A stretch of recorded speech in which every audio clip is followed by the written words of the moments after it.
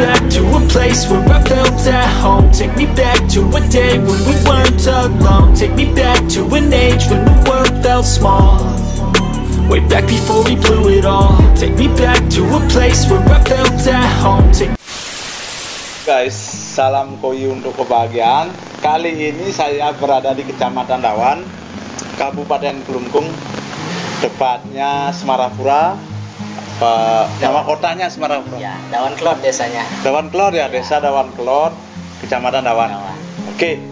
Di samping saya ada Pak Nganyanyok. Dulu saya sering ngambil koi di sini, guys. Kali ini kita akan mereview kolamnya. Wah, isinya The Lord of Punok. Kita akan nanya-nanya seputar perawatannya, guys, dan bagaimana pemilihan bibitnya. Jangan lupa like, comment, share, dan subscribe. Langsung kita ke pertanyaan pertama, guys. Bang Ah, gimana kabar? Sehat, Ji. Sehat. Nah, ini clip on-nya, Bang Ah. Iya, siap. Bisa digedein dikit suaranya. Iya, siap. Bang Ah, saya iri loh Iri. dengan koleksi Bang Ah. Serius? Iri. Kenapa? Karena gini teman bodinya teman-teman. Apa sih perawatannya, rahasianya, Bang Ah? Nggak ada istimewa sih, cuman kalau saya berani kasih pakan aja. Itu aja. Ya, berani kasih pakan, terus sama pemilihan bibitnya sih. Soalnya beberapa kali saya kan biasanya ambil borongan 5 ekor, 3 ekor. Ya. Tidak semua jadi pasti ada 1 atau 2 ekor miss lah, yang jelek ya, nggak pas buat saya gitu. Kalau yang nggak pas saya lempar dah langsung. Terus pertama bibit, kedua saya berani kasih pakan, ketiga sama perawatan kolam. Itu aja, nggak ada. Perawatan kolamnya apa aja, Pak? Kalau saya perawatan kolamnya setiap harinya kolam saya dripping 10-20% lah setiap hari. Seginian lah ya? Sampai segini lah. Oh iya. 20% tuh saya dripping setiap hari, setiap pagi. Ya. Sekitar jam 5 pagi itu pasti saya dripping. Pasti tuh? Pasti, nggak pernah absen itu. Sebelum ke kantor lah ya? Sebelum ke kantor tuh pagi-pagi itu pasti saya dripping. Nah, terus kemudian paling lambat seminggu sekali saya backwash chamber 1. Yang jetmet ya, mekanisnya itu sama pakai apa tuh yang jaring layarnya itu pasti saya angkat, saya bersihkan, sama kalau saya kuras tiap angkat chamber mekanis saya kuras 50% itu minimal. 50% ya? Sambil saya lap kaca biar ngepel kaca ini ya dari dalam. Saya masuk ke dalam lah. Sambil main ikan biasanya sebentar. Itu tiap hari Sabtu atau hari Minggu itu pasti itu ya? Pasti. Untuk pemilihan bibitnya kira-kira gimana, Bang? Kalau saya pemilihan bibitnya biasanya saya cari yang sudah punya nama sih. Benar. Benar, yang sudah punya nama. Kalau lokal itu juga saya pernah piara bagus-bagus. Lokal Bali. Punyanya Pak Yanartawan pernah, punyanya Balon pernah, punyanya Bukit pernah. Pernah saya pelihara. Ya. Itu bagus-bagus, ikannya panjang jadinya. Ya. Untuk kejar jumbo dan panjang cocok itu. Kalau sekarang koleksi saya itu ada dari Madinah Saiful Aziz. Ya. Saiful Aziz itu 4 ekor. Kemudian keeping kontesnya Sanceri. Ya. Saya masih 3 ekor saya pelihara. Kemudian Kusnul itu yang red karasi Kusnul. Terus yang Ginrin ini lokal. Ya. Ginrin yang paling gede ini lokal. Terus sama soranya itu saya dapat dari pedagang lokal sih, cuman asal usulnya enggak saya tanya. Anggap lokal aja. Oke, Bang. Size yang paling gede di sini, Bang? Ini size yang paling gede sekitar size 55 itu soranya 55 itu gede ya. 50-nya paling sekitar 56, 57 ada itu. Ada ya? Oke. Soranya 56, 57. Tapi nggak muno dia ya? Nah, itu karena kenapa dipelihara? Karena mau dijadikan indukan rencananya sama adik. Oh, iya. Kalau saya pribadi sih seleranya enggak kayak gitu. Yang mulki iya, ya? kalau saya sukanya yang gemuk-gemuk aja. Yang penting saya lihat di kolam, balik ke selera sih. Oke, cut dulu Bang. Ini ada yang lewat nih. Oke, kita lanjut guys. Pemberian pakannya berapa kali? Kalau pemberian pakan, kalau dari auto feeder bisa 6 sampai 8 kali. 6 sampai 8 kali per hari. Belum lagi dari Pak Ngah sendiri. Lagi dari saya. Itu kalau saya setiap habis saya kasih pakan. Setiap enggak ada artinya pakannya yang saya kasih di kolam habis langsung saya tambah. Non-stop, pakan non-stop. Nah, untuk aeratornya Pak Ngah 2 nih Bang. Ya, kalau aerator saya pakai 2, spesialnya buat malam hari itu. Malam hari pasti keduanya on. Sama kalau saya tinggal kerja keduanya on. Pernah nggak Pak Ngah buat eksperimen perbandingan antara kita pakai aerator dan nggak pakai? Pernah. Kalau dulu kekurangan kenapa saya isi 2? Soalnya dulu saat aeratornya 1 itu ikannya kayak kurang oksigen. Mangap. Ya, karena saya push pakannya non-stop itu jadinya kerja insangnya mungkin berat karena makan itu kayak kurang oksigen jadinya. Agak lesu ikannya. Lesu. Serius lesu sekali lesu, ikannya. Ya. Kurang energi gitu ya? Nggak aktif, nggak lincah. Makanya saya tambah aerator. Setelah diisi 2 aerator, nggak pernah ada masalah.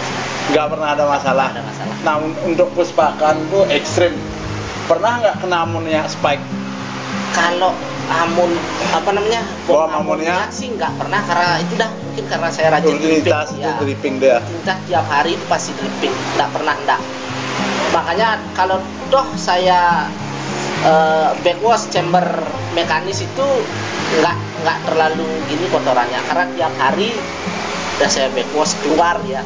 Begitu backwash tiap hari itu, saat keluar air yang pertama itu pasti coklat. Ya, kotorannya pasti coklat. Ya. Apa motivasi Bang Ngah kok melihara koi polosan yang nuk lagi? Apa sih motivasinya? Kan biasanya kalau penghobi koi kan motivasinya pasti ke arahnya ke show. Ya. Bang Ngah kok anti mainstream nih? Kalau saya ya pribadi kembali ke selera ya. Ya, terus terang ini kembali ke selera.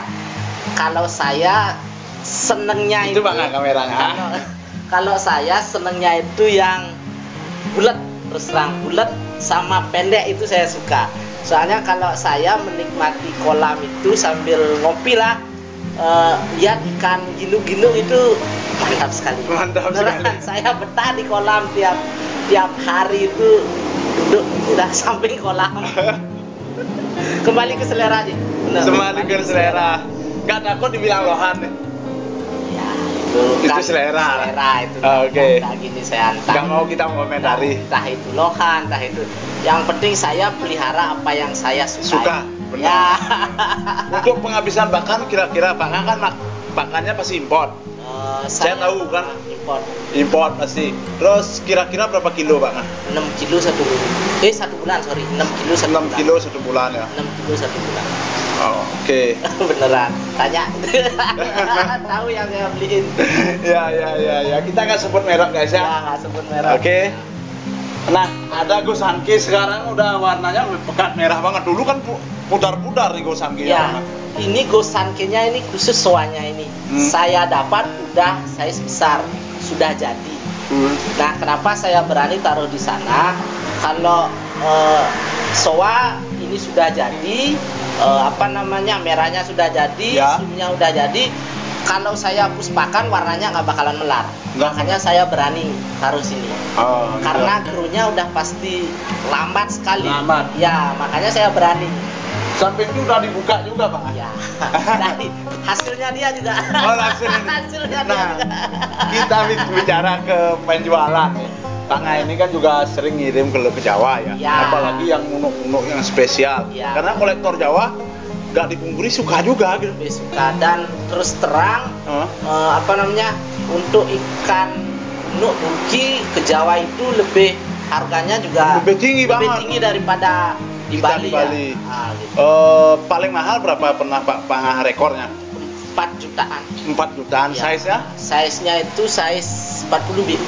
40 BU guys, 4 jutaan per 10 cm 1 juta. Spesial emang ikannya. Oke. Terus yang tantangannya dalam membuat koi punuk ini apa Bang?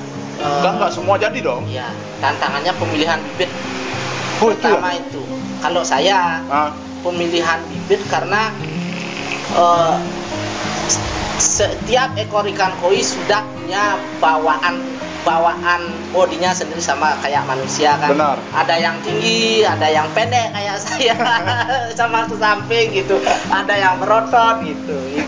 Tapi yang jelas untuk mengantisipasi itu, kalau saya ambil di tempat yang sudah jelas asal usulnya. Ya, kalau kita sudah tahu bibit bebet bobot ikannya, lebih percaya diri untuk nge-grow-nya. Gitu. Terus arusnya pakai berapa nih Bang? Arusnya saya pakai mesin 10.000, 10.000, waterfall mesin 9.000, sama yang ke filter eksternal itu saya pakai yang 7.000. Berarti 3 pompa nih? 3 pompa. Oh, 3 pompa 2 aerator. Ya. Gila teman-teman, olahraga fitness terus ikannya. Prinsip saya lebih baik lebihan lagi daripada kekurangan. Di samping itu dengan pompa yang lebih besar, sirkulasi airnya lebih cepat, kotoran tersedot lebih cepat. Pasti. Lebih cepat kolamnya bening karena saya pos pakan. Yang menjadi favorit Bang Ani kan pasti ada yang jadi favorit kan dari sekian ini. Kalau favorit saya yang itu karamel tuh ya. Oh, karamel. Sama aku yang ginrin tebel. Oh, ini berarti dari Om Saiful ya? Ya. Wah. Itu dia. Produknya Om Saiful nih. Sama ini. Oh, sama ini ya? Ya, ini gila, udah jadi pejantan ini. Punuknya emang gila, teman-teman. Bodinya tebel sekali. Bodinya tebal. Wih, gila nih, gila. Bagi kalian-kalian yang berminat nih bisa kepoin nih. Nanti saya cantumkan WA-nya Bang Anyanyuk di deskripsi video. Tapi harganya perih teman-teman. Kalau ndak kepepet ndak dijual. Nggak kepepet nggak dijual guys. Kepepet ndak dijual. Jadi orang kolektor ya. Jadi kalau udah bosan-bosan banget baru dijual. Kalau nggak kepepet nggak dijual. Beda dengan saya, kalau ada pembeli kita jual. Begitu. Kalau saya nggak kepepet karena pakan sih khas Songkare nggak pernah keteteran ya. Kalau pakan karena saya selalu stok. Ini pun dari dulu jual ikan pasti sekian persen saya jadikan pakan. Bang, untuk listrik ini kan banyak banget yang nggak pakai pompa aerator. Nambah lagi berapa kira-kira? Kalau listrik untuk kolam saya ini kurang lebih nambah lagi 200.000. 200.000. Oh, nggak mahal. Nggak mahal guys. Jangan takut. Untuk sebuah hobi. Untuk hobi, gas. Itu ya. Nah, apa sih tips yang bisa Bang A bagikan terakhir nih ke teman-teman subscriber saya di seluruh Nusantara agar bisa membuat ikan seperti ini gitu, dan agar membuat rame lagi perkoian, refresh, semangat lagi, kan sempat lesu nih. Siap. Biar semangat lagi Bang. Kalau dari saya sih dari kebiasaan saya, pertama pemilihan bibit harus jelas. Ya. Kedua, jangan takut memberikan pakan yang berkualitas. Istilahnya jangan pelit pakan kalau mau ikan bodinya bagus. Ya. Kalau bibit sudah dipilih dengan asal usul jelas dan indukannya bagus, pemberian pakan yang berkualitas dan tidak pelit, kemudian rajin maintenance kolam, pelihara air istilahnya, sudah pasti ikan pasti sesuai dengan harapan. Seperti itu teman-teman. Koi itu nggak pernah bohong. Koi nggak pernah bohong. Nggak pernah bohong. Saya rasakan. Saya 3 tahun loh udah 3 tahun nganggur. Ketika saya rawat koi itu membuahkan hasil teman-teman. Serius. Nggak rugi kok hobi. Nggak rugi hobi ini. Karena segmentasinya pasti menengah ke atas. Pasti. Kalau ikan berkualitas, segmennya pasti menengah ke atas. Pasti. Dan itu membuat kita mudah dalam mencari rezeki. Hobi Pasti. Oke guys, sekian dulu perbincangan kita. 13 menit. Siap. Tambah 2 berarti 15 menit. Jangan lupa like, comment, share, dan subscribe. Jika kami ada salah kata, salah ucap, saya Dwi Apriana dan Pak Nengah Nyaknyuk Suarjana, mohon maaf yang sebesar-besarnya. Jangan lupa ya, bagikan konten-konten saya di sosial media. Biar rame lagi. Biar rame dan bergairah lagi koi. Salam koi untuk kebahagiaan. See you next video.